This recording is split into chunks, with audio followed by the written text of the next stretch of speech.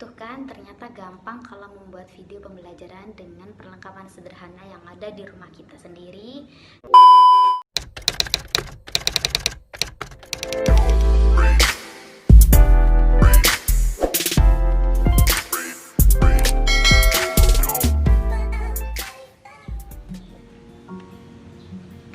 Hai, Assalamualaikum warahmatullahi wabarakatuh. Ketemu lagi dengan saya, Rizkia Ratu Melki. Pandemi ini belum berakhir dan sekarang kita memasuki era new normal. Tentunya ini juga menjadi perhatian penting buat para guru, para pendidik, di mana pada situasi ini para guru ataupun pendidik tetap dituntut untuk memberikan pelayanan yang terbaik untuk siswa-siswanya, termasuk dalam memberikan materi melalui video pembelajaran yang unik dan menarik yang dapat menarik perhatian siswa untuk terus belajar.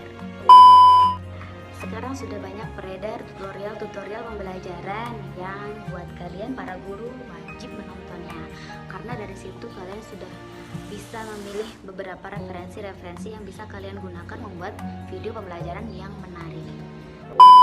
Saya sengaja tidak berada di suatu ruangan atau di dalam kamar, atau saya sekarang berada di depan rumah. Nah, memang ini bukan rumah saya sih, dan doakan semoga saya bisa punya rumah sendiri, amin.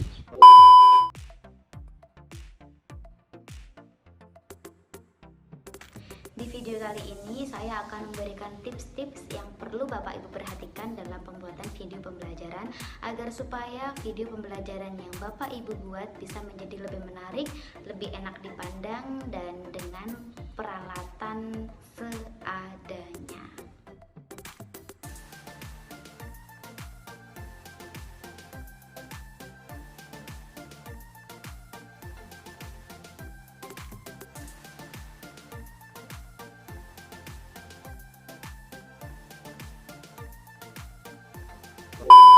Nah, yang pertama yang perlu diperhatikan dalam pembuatan video pembelajaran yang sederhana adalah Bapak Ibu guru perlu memperhatikan background atau spot di mana kita mengambil gambar atau mengambil video. Jadi seperti yang saya pakai di sini atau yang saya buat untuk mengambil gambar di sini adalah tempat, yaitu di bawah tangga. Kalau Bapak Ibu tahu ya, sebentar. Sebenarnya ini posisinya seperti ini. Tuh. Di sini Bapak atau Ibu guru tidak perlu susah payah ya. Jika tidak ada green screen, Anda semua bisa menggunakan peralatan yang seadanya dengan kondisi yang seadanya, misalnya di rumah atau di kamar atau di depan rumah. Memanfaatkan lokasi yang berada di outdoor atau di luar rumah, seperti di teras, kemudian di taman-taman. Barangkali Bapak Ibu guru mempunyai taman-taman mini di depan rumah, itu bisa digunakan dalam pengambilan video atau gambar. Jadi tanpa green screen, visual si penonton itu juga bisa terpuaskan dengan melihat background yang alami yang ada di lingkungan sekitar Bapak dan Ibu guru. Tentunya dengan tidak menggunakan green screen membuat Bapak dan Ibu guru tidak kesulitan dalam mengeditnya. Seperti video-video yang saya sebelumnya, itu pengambilan videonya ada di dalam kamar yang spotnya saya pindah-pindah. Misalkan kalau yang video pertama saya ngambil spot di bagian kiri dari kamar saya yang dekat lemari, dan video saya yang kedua adalah spotnya di belakang pintu yang sebelumnya di balik pintu itu ada banyak baju itu saya rapiin dulu, jadi agar supaya visualnya tetap terlihat bagus. Nah, hal kedua yang perlu diperhatikan dalam proses pembuatan video pembelajaran itu adalah pencahayaan atau lighting. Pencahayaan di sini adalah penting untuk memuaskan mata para penonton. Kalau kita pencahayaannya kurang, maka kualitas atau gambar kita kurang sempurna juga. Untuk masalah lighting ini atau pencahayaan ini, Bapak Ibu guru tidak perlu khawatir, karena kita juga tetap bisa memanfaatkan apa yang ada di lingkungan sekitar kita. Biasanya kalau saya pribadi sih, saya suka menggunakan pencahayaan yang alami, yaitu dari matahari. Biasanya kalau ingin menggunakan cahaya matahari, yang lebih bagus adalah pada saat pagi hari sampai siang menjelang sore, karena di situ cahaya matahari betul-betul sangat bagus ya. Dan usahakan misalkan Bapak Ibu guru berada di ruangan yang tertutup, coba deh dibuka ventilasinya, atau sekiranya cahaya tuh banyak yang masuk di ruangan Bapak. Selain itu, Bapak dan Ibu guru bisa langsung mengambil gambar di luar rumah. Otomatis pencahayaannya juga bagus sih kalau kita siang-siang hari, jadi lebih natural. Kita tidak perlu mengedit ditambah pencahayaannya, kontrasnya gitu, tidak perlu, cukup dengan cahaya alami saja.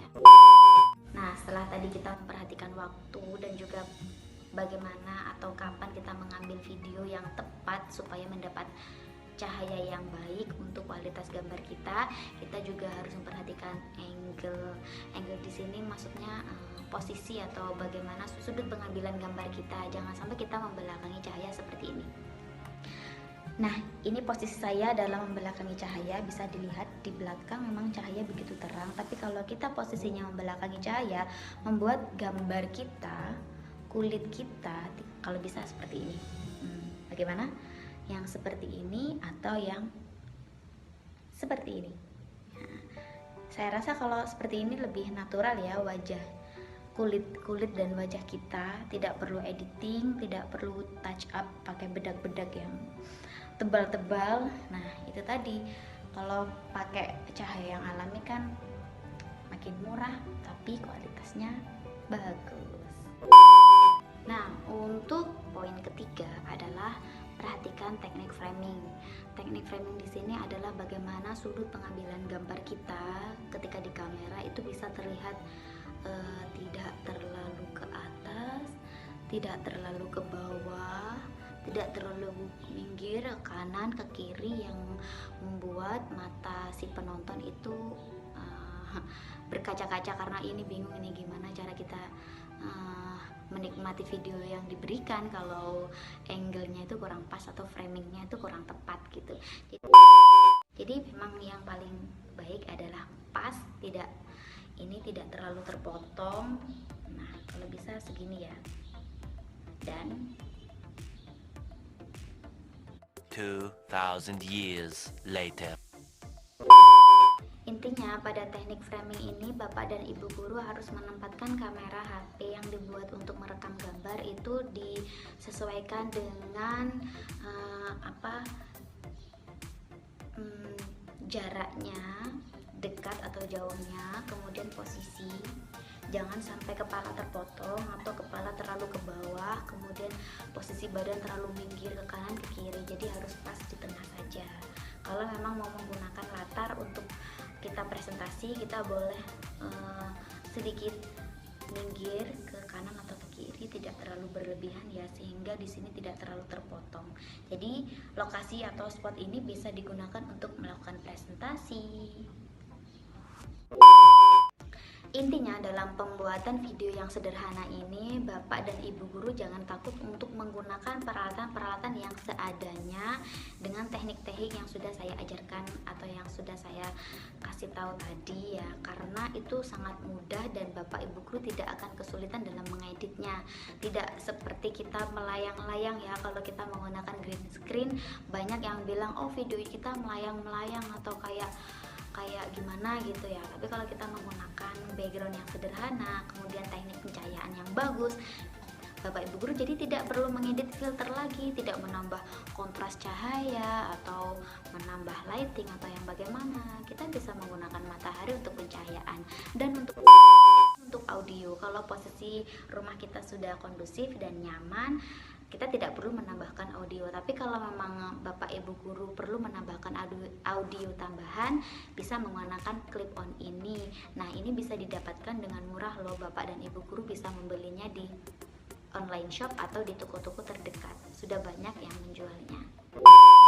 Nah, itu tadi tips-tips yang perlu diperhatikan oleh Bapak dan Ibu guru yang mau membuat video pembelajaran sederhana. Yang terpenting di sini Bapak dan Ibu guru jangan putus asa jika banyak keterbatasan.